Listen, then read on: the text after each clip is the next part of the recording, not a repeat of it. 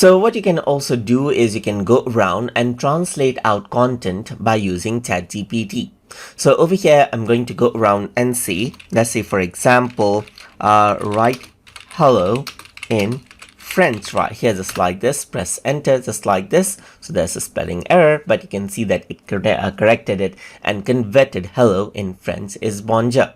Let me just go around and go for a new chat right here, and let me just go around and copy out this content over here, and I'm going to go around and paste this out and type in translate this entire content to French right here, just like this, and then press enter. And what happens is that it takes this particular information and translate it into French, as you can see, just like that.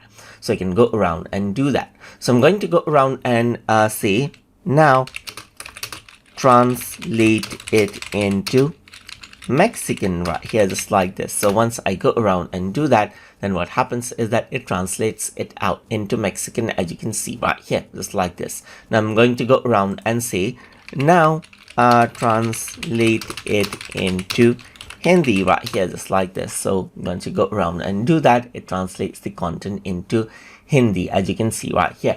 So that is how you can go around and translate out the content that you provide to ChatGPT in different languages as you like. So I hope you guys learned something as always. And as always, please like, comment, share, and subscribe.